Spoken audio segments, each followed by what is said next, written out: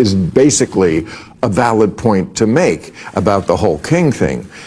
Here's a question that I saw, did not realize until it hit the news a lot, was that it was very white.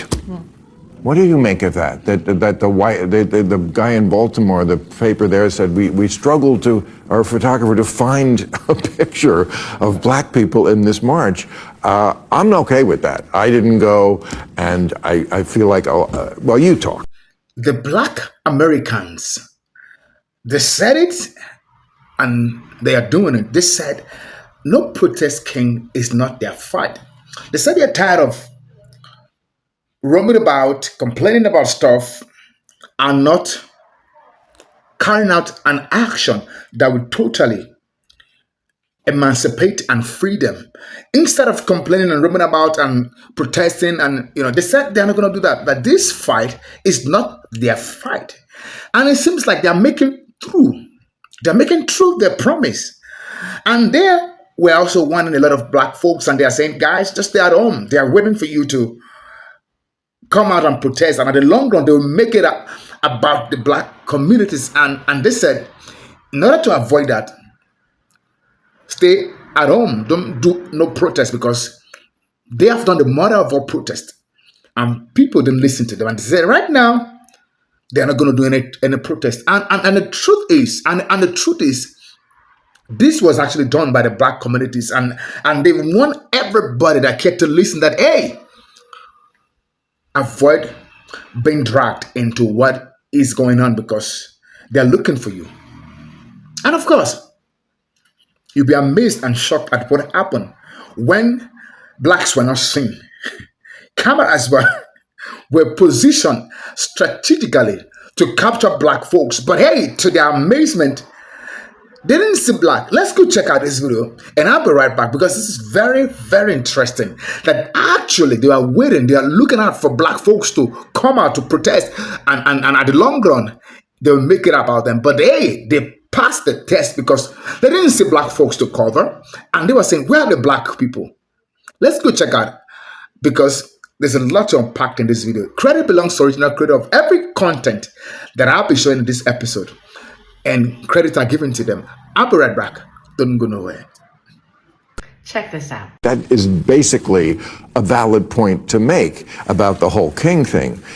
Here's a question that I saw, did not realize until it hit the news a lot, was that it was very white. Now, I have worked my whole life trying to get the majority culture to appreciate diversity, to notice how there's a lack of black people in boardrooms, how of all the Fortune 500 CEOs, only 1.6% are black, to notice how certain clubs are absent of black people, to notice how certain neighborhoods and schools don't provide us with access.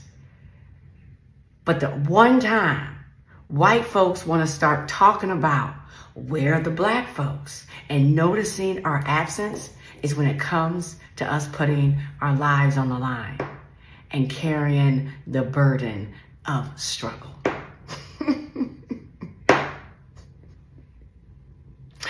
So damn typical, man. So damn typical. Initially, I wasn't going to say shit about this. I wasn't going to say anything about the lack of melanin at these protests, specifically talking about the No Kings protest. But fuck it, here's my take. In the event that you have no idea what I'm talking about, a clip from Bill Maher's talk show actually resurfaced, showing the talk show host expressing his concerns over the lack of melanated bodies at these protests. In the clip, Bill Maher actually states that he noticed a strange presence, that it was strange, the absence of black people at the No Kings protest. And then he even spoke about how photographers were literally stating how they were struggling to find black people, that they could not spot black people within the crowd. Why are you looking for black people? Why are you looking for us? Especially considering we have not been outside since the ending of November 2024. Or have you not been paying attention? We said we wasn't going outside. We said we weren't fighting. So why are you looking for us? That right there is the reason why I'm so happy that black people collectively have come to the conclusion, we're going to sit this one out. This is not our fight. Because we knew that you were looking for us. We knew that you were plotting. You were plotting on us. photographers for media source outlets literally stating, they're expressing how they found it challenging to be able to capture a Black person on film at these protests. It makes me feel like there's some type of quota that they have to meet. Some type of quota of how many Black faces they're able to capture so that they're able to use it for their narrative. Now all I really want to know is who's going to be the new scapegoat? Because you can't use my face anymore. You can't use my face.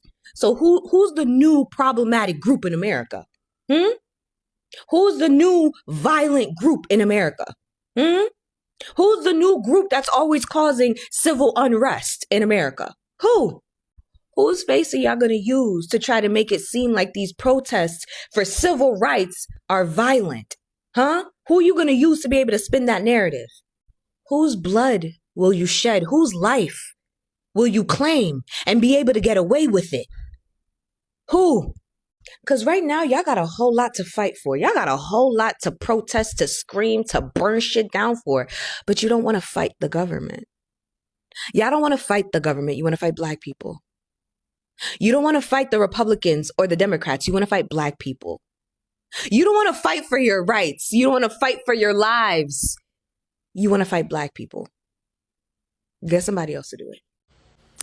To Bill Maher, why are you looking for us? I just saw a clip of him speaking to, I forgot his name, and I'm so sorry, but he usually I've seen him on CNN. He's a Black guy, and he is a registered Republican.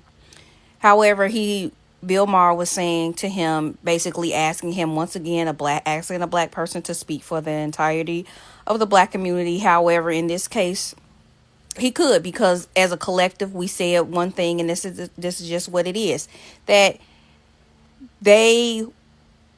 about the No Kings protest, it was a photographer that was out there that was searching and looking for, Black people, and they couldn't find pictures, to take of Black people. It was a lot of white people there, rightfully so. And this just goes to show you why that YT people did not listen. And even though they're always in Black people business, they never actually listen to what we are saying. We said the day after that election that we were done, that we were not coming. We are not trying to save you. We're not your superwoman. We're not the superheroes. We are not putting our bodies on the line. We are not putting our livelihoods on the line. We are not coming. We said that as a collective. Period, point blank. So my confusion, why in the world are you steady looking for Black people to bail you out of your it's enough YT people that's going to be affected by all the foolishness that is going on in this country to get out there and open your mouth. This is what's called using your YT privilege to change something, because they're looking to harm us.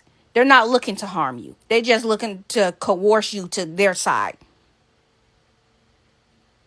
Stop looking for Black people to come out. We said as a collective, we ain't coming. This is your guys' mess to clean up. You broke it. Now you got to fix it. So why is Bill Maher asking where's the Black people at? Help me understand. And he's asking Michael Steele, who I don't follow him closely, but my understanding is he was the chairman of the RNC, and he's been a little tokeny in the last few years. But he ate with his response. The first thing he said was, we all had a meeting. And I love it because that was the definition of tongue-in-cheek and double meaning. Because, of course, any person who's a part of a minority group knows the experience of being asked to speak for the entire group, right? And so it's a very sarcastic thing to say, well, we all had a meeting, right? Because why are you asking me to speak for my entire demographic? At the same time, this was also somewhat literal because there is a collective agreement and understanding that we are not moving the same way that we normally move. So he said, we had a meeting and it did not go well for white people. And then he said, but that really shouldn't even be the focus. We need to focus on the purpose of the protest, which is basically to say no to a dictator, to a wannabe. He also ate with that because not only did he acknowledge that black people are moving differently, he did it in a way that did not invite Bill Maher or any of his audience into that conversation with us. And I would dare say that that is a masterclass or a case study in keeping people out of black business or protecting black business, because he gave him Michael Steele gave Bill Maher no opening to offer an opinion, to offer an insight. He didn't even offer our opinions or our insight for Bill Maher or his audience to judge, because it's not your business. And it was the gentlest way possible for him to basically say, mind y'all's business. I mean, it begs the question, why are y'all looking for us like that? What's the reasoning to be so dedicated? He said the photographer was looking for black people. Why were you looking to photograph black people specifically at a protest? For what reason? What were those photos going to be used for? Who were they going to be distributed to? In what context were those photos going to be sent and distributed? And it was also interesting because it made me think about history, because y'all know I always go. So for those who watch my videos, you know I've been reading this book very, very, very slowly because it is so emotionally overwhelming for me. The book At the Hands of Persons Unknown, and it talks about the history of lynching in America. And so there was one example that the author was writing about in Tennessee, where there were two grocery store owners. There were two men and they were in partnership to own a grocery store together, and they hired a worker at the store. And somehow these men were acquainted with Ida B. Wells, who also lived and worked out of Memphis, Tennessee. Anyway, we know there's a long history of black people thriving on their own and other groups deciding that they don't deserve to thrive on their own. And so there was a group of who decided that, you know, these black men should not own this grocery store, or this grocery store shouldn't be so successful. And so they went and they attacked it. So the worker of the store fought back, right? Defended himself, stood his ground. And apparently there was a shootout, and at least one of the white people who attacked the store died. The worker somehow got away and was in hiding. Eventually they found him, and they lynched him and the two store owners who were, you know, upheld members of society, upstanding members of the society. They were loved by everyone in the community. And essentially what this did was spark a mass exodus from the people living in that area of the South to the West, to you know, California and those parts. And so that was a wave of the Exoduster movement, which happened before the Great Migration. So the Exoduster movement happened kind of right after emancipation, so like the 1870s and 80s. So this happened in 1882, I want to say. So a bunch of black folks left the area and moved west, and then those who stayed decided to boycott white businesses, including the streetcar, which apparently had just become electric, which started to run on electricity. Now, as violent and scary and superstitious as the racist Southern white folks were of the day, of course, black people had the reputation of being superstitious and scary and easily scared. So they get it in their heads that black people were not patronizing the streetcars because it was electric, and they were somehow afraid that it would be dangerous. So these people go to Ida B. Wells and they're like, can you let your people know that they can ride the streetcar because it's not going to be dangerous for them? And she promptly let them know the reason they're not riding the streetcars is because y'all are a bunch of murderous, you know, crazy folk, and don't nobody want to spend their money with y'all. Surprisingly, they were not happy to hear this. But, you know, the damage was done, and it did lead to a little bit of change in that area, which of course we know you always take, you know, one step forward, two steps back or whatever. So that was a one step forward but it just shows what happens when black folks disappear. If all you can do is enact violence against us, all you can do is talk nasty about us, all you can do is disrespect us and try to erase us, then don't come looking for us when we disappear. Stay there. Bill Maher made a point to say that he spoke to photographers that attended the No King's Day protests, And these photographers said to him that they really struggled to find pictures of black people in attendance. Why is that?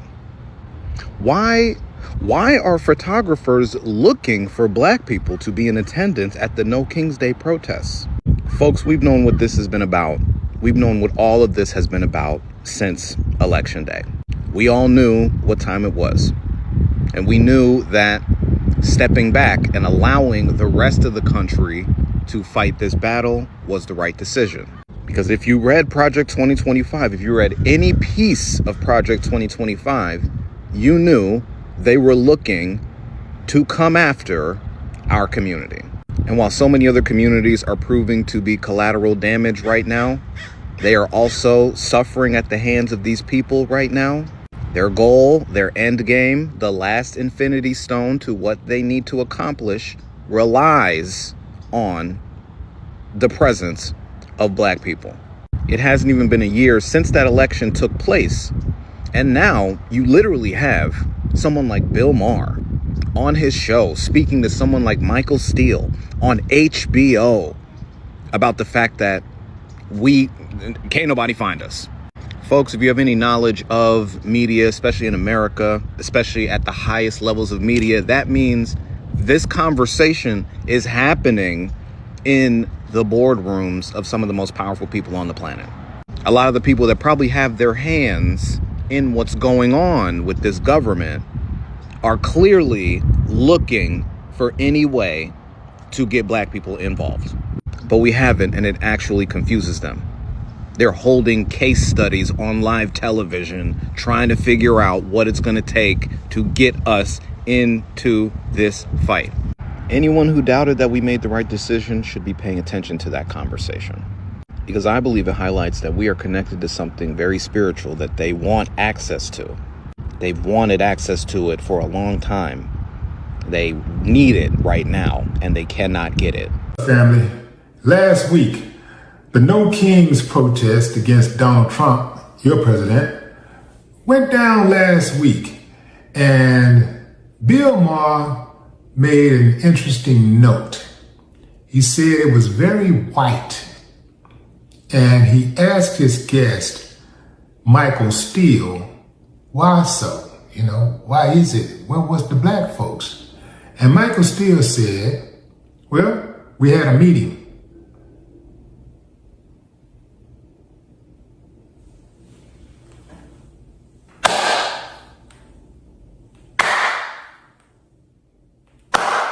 I ain't got no problem with that. Yeah, man, y'all broke it, y'all fix it. As if y'all didn't know it was gonna go down like that. Why is it that every time there's a problem in America, even if black folks ain't got nothing to do with it, they wanna put it on black folks. They don't care nothing about us until there's a problem, right? They don't care. I mean, you can even look at times of crisis, right? When there's a time of crisis, all of a sudden, we're all on the same team. When 9/11 happened, when they hit the Twin Towers, when our government, the mother people hit the Twin Towers, we're all on the same team now. There's a hurricane, a flood. Oh, now we're all on the same team. But after everybody get back comfortable, get on with us, back to a sense of normalcy. Now it's, hey, I'm bored. Let me pick on the black folks. Yeah. So they want black folks to fix everything. Every time look, remember what happened when George Bush messed everything up? The youngster messed everything up. They called on the brother to come in and shake things up a little. Now, I'm not saying he did a great job, but he definitely did a better job than George Bush did. And he definitely did a better job than Trump did in his first term and his second term. In any event, y'all broke it. Y'all fix it. Yeah, what you looking for us for? Every time somebody have a big issue, when they want to march, when somebody's being done wrong, they looking around for the black folks. Well, y'all better help us, trying to shame black folks.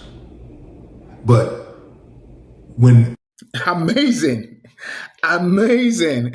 You know, what is funny to me is the fact that the black community preempted this. They preempted that this is going to happen. And that's exactly what happened. They said they're looking for you guys. The headline will be about you guys if you guys go out to protest.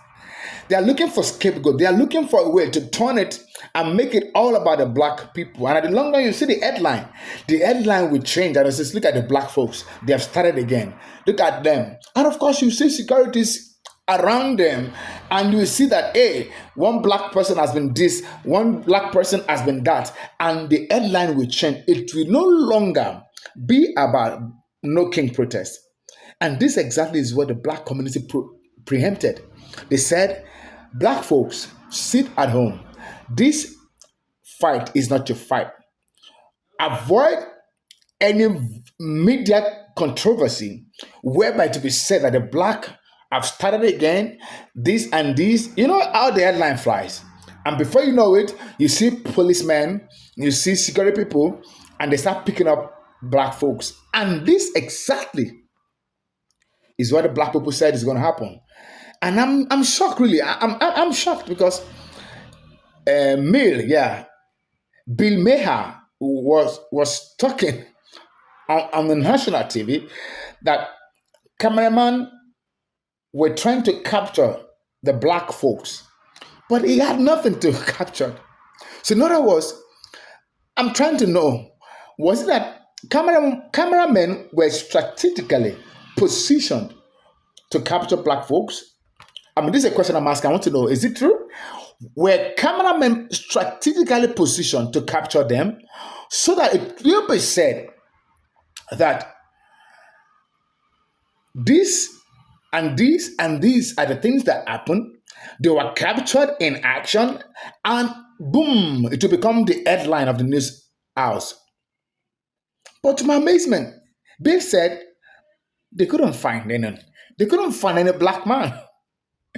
That they were literally not present, and he was asking the other guy, say, guy, what happened? Can you speak on this? And the guy said, we had meeting. So we had meeting. And that was all he said, because now you can see the wisdom in the black folks, because they already know that they're going to turn around the narratives. They knew quite, and they said they're not going to comment. And I love the fact that there was unity of purpose. There was unity of voice. They said, black folks, this fight is not your fight, so stay back. And why did they do that? You know, before this administration, before the election, black communities said, don't vote for this man. And they went around all over America. They told everyone that cared to listen, don't vote for this guy. We don't believe him. This and this are his antecedents. And they were actually marching all over America. And they called it the mother of all protests, because they felt that was a time to march. That was a time to protest. That was a time to raise awareness and let people know. But guess what? They were not listened to. So after that time, when a lot of things were happening, immigration, protests, these food scarcity protests, no king protests, black Americans said, we told you guys that all of this were going to happen, but you guys didn't listen. We already saw ahead what is going to happen, but you guys said no. And the white folks were actually, what have they not said? They said, black folks, why are you ignoring us? Black folks, they are begging, please join us. Latinos were saying, let the blacks speak for us. Practically, every race, every culture, they're calling on the black people to speak. And the blacks are saying, we have spoken when it matters the most. Now we are done talking. We spoke when this would have been corrected, but you guys said no. Now you guys have to face whatever repercussion that you are going through. You have to face it all alone. And it looks like the black people are done talking, really, because everybody is now saying, let's listen. Let's see what the black folks would say, what they would do. But the blacks are saying, we've done what we should have done. Now we are done talking. Guys, let me know what your take is, because it looks like everything, it looks like the blacks are being sought for right now. They're looking for their validation, for their action, for their words. But the blacks are saying, we are done talking. You guys don't listen to us. Now we are not going to talk. We're not going to protest. We are not going to do anything. You guys enjoy your decision. And everybody, especially the white folks, they are regretting. And they are saying, if we had known, we should have listened to them. They are the voice of America. Oh, now you guys know they are the voice of America. But it's late. Guys, let me know what your take is at the comment section. This is so interesting, and I feel that it is time for the black communities to be respected. You need to respect us. When you respect the black communities, they have a voice. They're God's chosen people. They know a lot. But he said, if you want to respect us, you guys should pay for not respecting the black community. And that's exactly what is happening right now. Thank you guys for watching. I want your conversation at the comment section. I want to hear your view. Let the conversation begin, guys. Thank you. I await your responses. But one thing I want to say again, avoid trouble. Stay out of trouble, because this fight is not your fight. Until I come your way again, bye-bye.